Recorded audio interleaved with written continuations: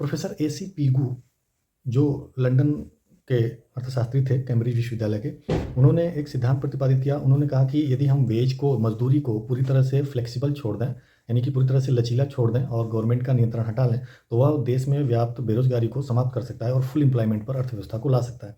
तो full employment पर अर्थव्यवस्था को लाने के लिए इन्होंने मज़दूरी को पूरी तरह से फ्लेक्सिबल किया और ये कहा कि अर्थव्यवस्था में जो बेरोज़गारी है, उसका कारण है कि जो ट्रेड यूनियंस हैं, स्टेट ट्रेड यूनियंस हैं और जो विभिन्न प्रकार के संगठन हैं या गवर्नमेंट का जो मिनिमम वेज है, वो बाधा है फुल एम्प्लॉयमेंट में अर्थव्यवस्था को लाने के लिए। इनका ये कहना था कि यदि अर्थव्यवस्था को फुल एम्प्लॉयमेंट में लाना है, तो प्राकृतिक दर को हमें कायम रखना होगा। ये खासकर मार्शल और पूरे क्लासिकल अर्थशास्त्रियों के समर्थक थे और इन्होंने मार्शल के विचारों को बहुत ही प्रचारित किया और उसमें बहुत ही समर्थन दिया। और एसी पीगू जो कि जिन्होंने सिद्धांत दिया कि बेरोज़गारी या अर्थव्यवस्था में फुल एम्प्लॉयमेंट को कैसे हम प्राप्त कर सकते हैं या बेरोज़गारी कैसे हटा सकते हैं, इसके लिए उन्होंने कहा कि मज़दूरी को यदि पूरी तरह से लोचशील कर दिया जाए, यानी कि मज़दूरी यदि ऊपर-नीचे स्वतः बाज़ार के हाथ में छोड़ दिया जाए, बाज़ार में जिस हिसाब से ऊपर-नीचे होता है demand on and supply of labour के शक्तियों द्वारा, श्रम की माँग और पूर्ति के शक्तियों के द्वारा यदि वेज रेट समायोजित कर देता है उनको, तो फुल एम्प्लॉयमेंट में अर्थव्यवस्था स्वतः आ जाएगी।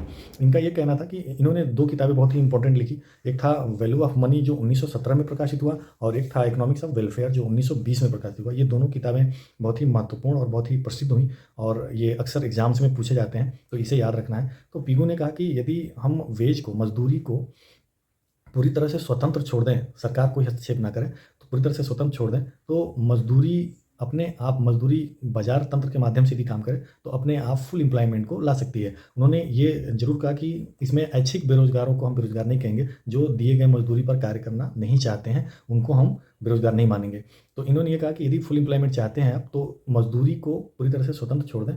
यदि मज़दूरी सप्लाई ऑफ लेबर ज़्यादा है, बेरोज़गार ज़्यादा है, तो मज़दूरी को नीचे आने दीजिए। मार्केट अपने आप मज़दूरी को नीचे लाएगा और तब तक लाएगा जब तक कि जो बाकी बेरोज़गार हैं, उन सबको रोज़गार ना मिल जाए। इसका मतलब ये हुआ कि जो बेरोज़गारी है, वो असल में अनैच्छिक बेरोज़गारी रह जाएगी। अनैच्छिक बेरोज़गारी खत्म हो जाएगी, ऐच्छिक बेरोज़गारी रह जाएगी। इसको टेक्निकल रूप में हमने बनाया है, तो इसको देखिए और समझने की कोशिश करिए। To economics class.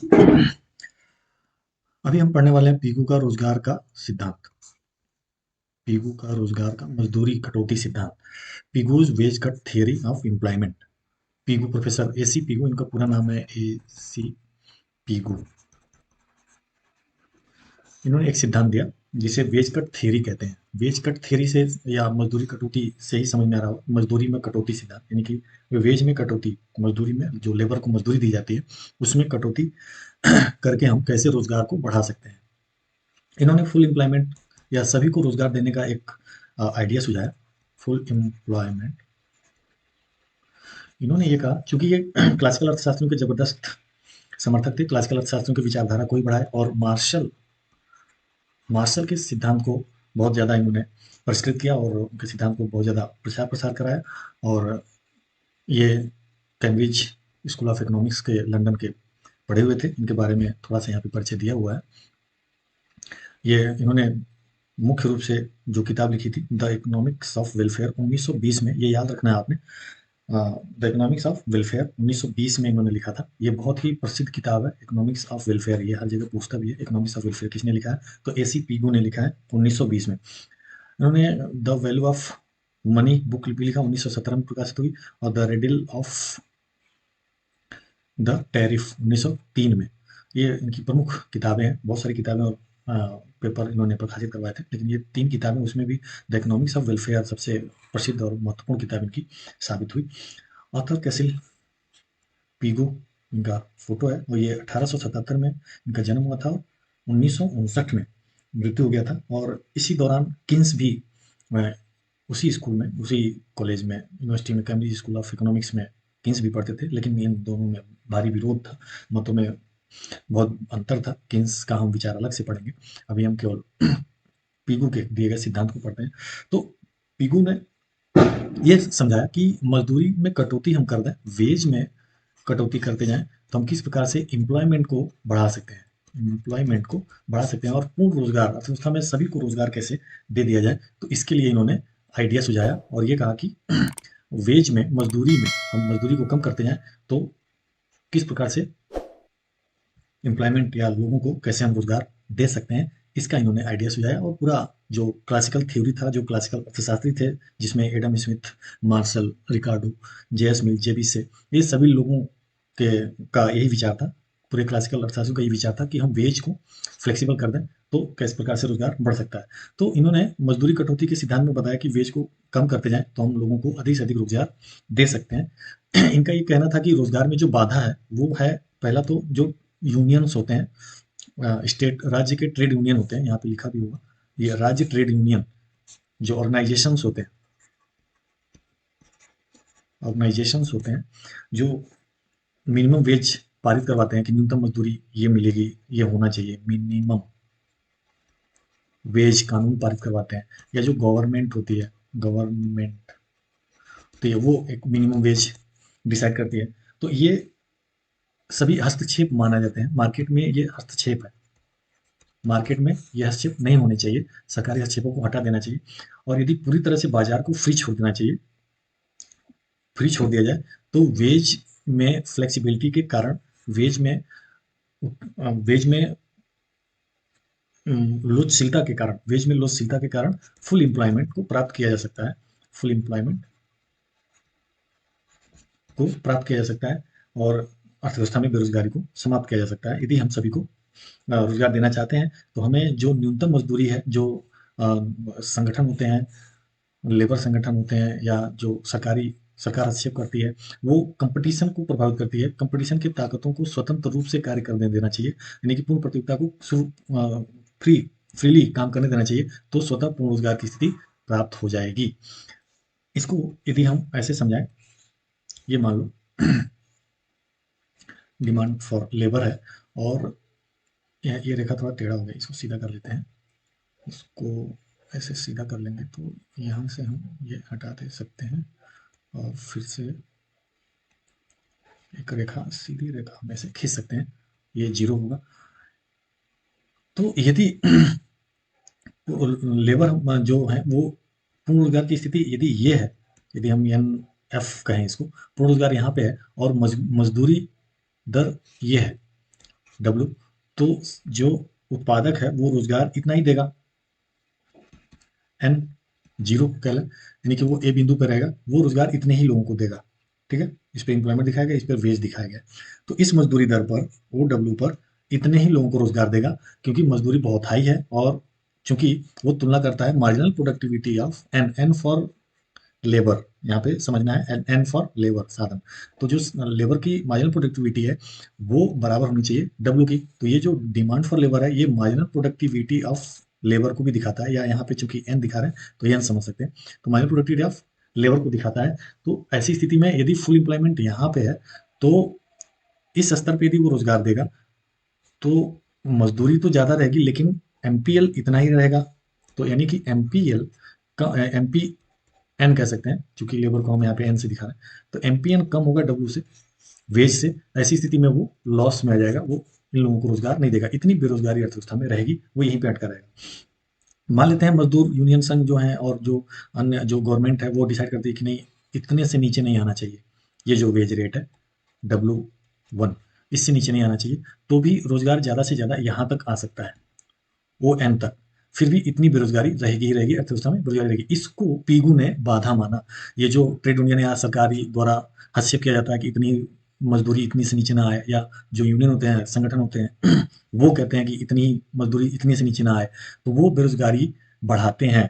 पीगू का ये मानना था कि अर्थव्यवस्था में पूर्ण रोजगार नहीं आ सकता है। इसके लिए क्या करना होगा, इसके लिए ये करना होगा कि इन संगठनों को हटाना होगा, और इन संगठनों को बंद करना होगा, और प्रतिस्पर्धा को पूर्ण रूप से कार्य करने देना होगा, तो अर्थव्यवस्था में पूर्ण रोजगार की स्थिति आ जाएगी। जो चित्र हमने खींचा था उसी को लें, तो इस प्रकार से यदि हम देख लें, तो ये सप्लाई ऑफ लेबर, ये डिमांड फॉर लेबर, अब इक्विलिब्रियम यहाँ पे आ जाएगा, और ये फुल एम्प्लॉयमेंट पर बेरोजगारी मजदूरी दर निर्धारित हो जाएगी, ई बिंदु पर इक्विलिब्रियम आ जाएगा, और पूर्ण रोजगार की स्थिति प्राप्त हो जाएगी ई बिंदु पर।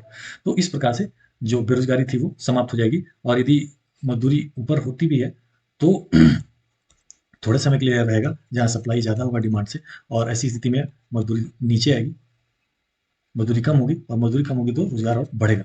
जब मजदूरी कम होगी, वेज कम होगा, तो कॉस्ट ऑफ प्रोडक्शन कम होगा। कॉस्ट ऑफ प्रोडक्शन, उत्पादन की लागत कम होगा, तो उत्पादक अपनी वस्तु की कीमत को भी कम करेगा। वस्तु की कीमत कम होगी तो डिमांड बढ़ेगी, हम जानते हैं सभी। डिमांड बढ़ेगी तो उस डिमांड को पूरा करने के लिए उत्पादन को बढ़ाना पड़ेगा, प्रोडक्शन को बढ़ाना पड़ेगा। प्रोडक्शन बढ़ाने के लिए फिर हमें डिमांड फॉर लेबर करना पड़ेगा। तो इसलिए वेज कटौती जरूरी है। वेज कटेगा तो डिमांड फॉर लेबर बढ़ेगा और फुल एम्प्लॉयमेंट की ओर हम आगे बढ़ेंगे। यही पीयू का मूल सिद्धांत था, यही पीयू का कहना था कि वेज को पूरी तरह से फ्री काम करने देना चाहिए। यानी कि लोगों को यदि यदि मजदूरी 100 रुपये भी हो जाए, 10 रुपये भी हो जाए, तो भी यदि लोग जो कार्य करने को इच्छुक हैं वो कार्य करेंगे और उनको रोजगार मिल जाएगा। अभी भी अर्थव्यवस्था में रोजगार है, लेकिन लोग उस पर काम नहीं करना चाहते हैं, जो मजदूरी दर फिक्स है। तो इसे पीगू ने उनको बेरोजगार नहीं कहा। जो दिए हुए मजदूरी पर कार्य करना नहीं चाहते हैं उनको बेरोजगार नहीं कहा। उनको कहा कि वो ऐच्छिक बेरोजगारी है, और ऐच्छिक बेरोजगारी को हम बेरोजगारी नहीं कहते हैं। बेरोजगारी अनैच्छिक होनी चाहिए। अनैच्छिक बेरोजगारी अर्थव्यवस्था में एग्जिस्ट ही नहीं करेगी, यही पीकू का कहना था। और इसके आधार पर उन्होंने कहा कि अर्थव्यवस्था में यदि बाजार तंत्र पूरी तरह से फ्री छोड़ दिया जाए तो अपने आप पूर्ण रोजगार की स्थिति प्राप्त हो जाएगी, यही इनका कहना था इसमें। इसीलिए उन्होंने एक सूत्र दिया और उन्होंने कहा कि जो एम्प्लॉयमेंट है, एम्प्लॉयमेंट को एन से दिखाया गया है, यानी कि श्रमिकों की संख्या को एन से दिखाया गया है। क्यू और वाई है नेशनल इनकम, राष्ट्रीय उत्पादन है, कुल राष्ट्रीय आय है। और क्यू राष्ट्रीय आय का वह भाग जो मजदूरी के रूप में प्राप्त किया जाता है। यह क्यू राष्ट्रीय आय का वह भाग है जो मजदूरी के रूप में प्राप्त किया जाता है। डब्ल्यू है मौद्रिक मजदूरी। तो ये बताता है N equal to Q Y upon W. ये बताता है कि मौद्रिक मजदूरी दर में यदि कमी की जाए तो निश्चित रूप से एन को बढ़ाया जा सकता है। एन मतलब लेबर की संख्या को, जो रोजगार में कितने लोग हैं, एन मतलब रोजगार। तो रोजगार की संख्या को बढ़ाया जा सकता है यदि मौद्रिक मजदूरी को कम किया जाए। इनका ये कहना था कि चूंकि जो सूत्र है, सूत्र ये कह रहा है कि जो रोजगार है या श्रमिकों की संख्या है जिसको हम एन से दिखा रहे हैं, यह बराबर होता है क्यू वाई अपॉन डब्ल्यू के। तो क्यू और वाई को हम नहीं बदल सकते। क्यू को उत्पादक नहीं बदल सकता है, नहीं घटा बढ़ा सकता है। वाई चूंकि निर्भर करता है उत्पादन निर्भर करता है श्रमिकों की संख्या पे। श्रमिकों की संख्या जितनी ज्यादा होगी उत्पादन उतना ही ज्यादा होगा। तो श्रमिकों की संख्या, उत्पादन निर्भर करेगा कुल मिलाकर के मजदूरी पे। मजदूरी यदि कम होती है तो जो रोजगार है वो बढ़ेगा। ठीक है, तो इसको हम बदल नहीं सकते, ये स्थिर रहेगा। क्यू वाई स्थिर रहेगा, क्यू वाई स्थिर रहता है राष्ट्रीय आय, और उसका जो मजदूरी पार्ट है, मजदूरी के रूप में अंश है, वो नहीं बदला जा सकता है। तो कुल मिलाकर के जो उत्पादन है वो निर्भर करेगा डब्ल्यू पर, और रोजगार निर्भर करेगा डब्ल्यू यानी कि मौद्रिक मजदूरी पर। मौद्रिक मजदूरी को यदि बढ़ा दिया गया तो एम्प्लॉयमेंट कम हो जाएगा और बेरोजगारी बढ़ जाएगी। इसलिए यदि रोजगार को बढ़ाना है, फुल एम्प्लॉयमेंट लाना है, तो जब तक अनएम्प्लॉयमेंट है, बेरोजगारी है, तब तक हमें वेज को कम करते जाना पड़ेगा, जिससे कि रोजगार को बढ़ाया जा सके। और यही एकमात्र रास्ता है बेरोजगारी को समाप्त करने का, अन्य कोई रास्ता नहीं है। तो इस प्रकार से हम मजदूरी को घटा करके और एम्प्लॉयमेंट को बढ़ा सकते हैं। यहाँ पे उन्होंने कहा कि पी उत्पाद कीमत है, चूंकि जो मजदूरी दर है वो मौद्रिक मजदूरी, जो वास्तविक मजदूरी है वो बराबर होता है मार्जिनल प्रोडक्टिविटी ऑफ लेबर के। तो ये बराबर होता है, मौद्रिक मजदूरी में कीमत से भाग दे दें तो हमें रियल वेज मिल जाएगा। पिछले वीडियो में हमने बताया था, रियल वेज मिल जाएगा। इसका मतलब ये होगा कि चूंकि उत्पादन ह्रास नियम लागू होता है तो ये घटता ही है, और इसके कारण वास्तविक मजदूरी दर में गिरावट आती है। चूंकि ये घटेगा तो यह भी घटेगा। और यदि आपको एम्प्लॉयमेंट बढ़ाना है तो निश्चित रूप से वास्तविक मजदूरी दर में कमी करनी ही होगी, इसका कोई और रास्ता नहीं है। क्योंकि हम जानते हैं कि वास्तविक मजदूरी दर बराबर होता है मौद्रिक मजदूरी दर में यदि कीमत का भाग देते हैं, और यही marginal productivity of N, labour और एन एक ही है, एन होता है। तो चूंकि जैसे जैसे हम एन में वृद्धि करेंगे, यानी कि एम्प्लॉयमेंट में वृद्धि करेंगे, वैसे वैसे मार्जिनल प्रोडक्टिविटी घटेगी, अर्थात वेज घटेगा। वेज घटाने के साथ ही हम एम्प्लॉयमेंट में वृद्धि कर सकते हैं। ये इनका कहना था कि यदि हम एम्प्लॉयमेंट बढ़ाना चाहते हैं तो मजदूरी में कटौती ही एकमात्र रास्ता है और कोई रास्ता नहीं है। तो पीगू ने कहा कि रोजगार में वृद्धि करना है तो मजदूरी को कम किया जाए तो रोजगार में वृद्धि हो सकता है। इसको चित्र के माध्यम से थोड़ा समझते हैं। चित्र में जैसे अभी हमने देखा जैसा कि डिमांड फॉर लेबर या रोजगार की मांग जो है वो नीचे गिरती हुई होती है, क्योंकि इसका विपरीत संबंध होता है मजदूरी से, और ये मार्जिनल प्रोडक्टिविटी ऑफ एम को भी दिखाता है। तो इसलिए ये नीचे गिरता हुआ होता है। जैसे जैसे मजदूरी नीचे गिरेगी वैसे वैसे वो अधिक रोजगार की मांग, अधिक रोजगार को लोगों को रोजगार देगा। सप्लाई कर्व, लेबर की सप्लाई कर्व ऊपर उठता हुआ होता है, क्योंकि जाहिर सी बात है जितनी ज़्यादा मजदूरी उसे मिलेगी उतना ही ज़्यादा वो काम करना चाहेगा, तो इसलिए यह ऊपर उठता हुआ होता है। दोनों ई बिंदु पे बराबर हैं, डिमांड एंड सप्लाई लेबर की दोनों ई बिंदु पर बराबर है, और ई बिंदु पर फुल एम्प्लॉयमेंट आ जाता है। और फुल एम्प्लॉयमेंट पर जो मजदूरी दर है वो डब्ल्यू अपॉन पी जीरो या marginal productivity W upon P zero निर्धारित होती है। मार्जिनल प्रोडक्टिविटी चूंकि नीचे गिरता हुआ होता है, ये डिमांड से संबंधित भी होता है। तो यदि मजदूरी दर ऊपर है, ज़्यादा है, तो मांग केवल इतना होगा, N1 ही मांग किया जाएगा लेबर की, N1 इतने लोगों को ही रोजगार दिया जाएगा इस मजदूरी दर पे, यानी कि इतने लोग बेरोजगार रहेंगे। तो ऐसी स्थिति में मजदूरी दर को कम करना होगा, और तब तक कम करेंगे जब तक कि ये दोनों बराबर ना हो जाए, यानी कि फुल एम्प्लॉयमेंट इस स्तर पे आ जाएगा। दूसरा ये है कि अब यहाँ पे यदि कोई कहता है कि इसके नीचे नहीं आएगा, गवर्नमेंट यदि तय कर दे कि इसके नीचे नहीं आएगा, मजदूरी इसके नीचे नहीं कम कर सकते, इस जो मैंने रेखा खींचा इसके नीचे नहीं कर सकते हैं, तो रोजगार हद से यहाँ तक बढ़ेगा, यहाँ तक रोजगार मिलेगा, बाकी इतने लोग बेरोजगार रहेंगे। तो इसलिए उन्होंने, पीगू ने गवर्नमेंट को इंटरफेयर करने से मना किया मार्केट में, और ये कहा कि मार्केट अपने आप काम करेगा, उसको छोड़ दो, मजदूरी तक को गिरने दो ताकि अधिक से अधिक लोगों को रोजगार मिले। तो अधिक से अधिक लोगों को रोजगार मिलने के लिए, यानी कि फुल एम्प्लॉयमेंट पाने के लिए, एनएफ पर आने के लिए मजदूरी दर को घट करके डब्ल्यू अपन पी जीरो पे आना ही पड़ेगा। यदि मजदूरी दर कम है, बहुत ज़्यादा कम है, डब्ल्यू पी टू है, तो ऐसी स्थिति में सप्लाई कम है, इतनी है सप्लाई, और डिमांड इतनी है, डिमांड ज़्यादा है, डिमांड फॉर लेबर ज़्यादा है, सप्लाई ऑफ लेबर कम है। तो ऐसी स्थिति में निश्चित रूप से वेज बढ़ेगा ही बढ़ेगा, और क्योंकि लोग कम काम करने वाले हैं, वो कहेंगे कि हमें ज़्यादा पैसे दो, तब हम ये काम करके तुम्हारे यहाँ काम करने आएंगे, या दूसरे व्यवसाय में, दूसरे फैक्ट्री में काम करने जाएंगे, वो तभी जाएंगे क्योंकि ऑलरेडी वो रोजगार में है। तो वो वेज को बढ़ाएंगे, वेज को ज़्यादा वेज मिलेगा तभी वो काम करने को लोग काम करने को तैयार होंगे, दूसरी जगह काम करने के लिए जाएंगे। तो इस चक्कर में वेज बढ़ेगा, तब तक बढ़ेगा जब तक कि दोनों बराबर न हो जाए। तो इस प्रकार से फुल एम्प्लॉयमेंट या पूर्ण रोजगार की स्थिति प्राप्त हो सकती है सिर्फ और सिर्फ मजदूरी दर में कटौती से, वेज कट थ्योरी के माध्यम से, जिसे पीगो ने यहाँ पे प्रेजेंट किया, और इसको हम यहाँ एक्सप्लेन किए हैं चित्र को, इसको आप देख सकते हैं, वीडियो पॉज करके भी इसको नोट कर सकते हैं। तो आई होप कि ये वेज कट थ्योरी आपको समझ में आया होगा, पीगो का दिया गया था ये। और यदि कोई समस्या हो, कुछ और पूछना हो तो कमेंट बॉक्स में पूछ सकते हैं। Thanks for watching, keep watching.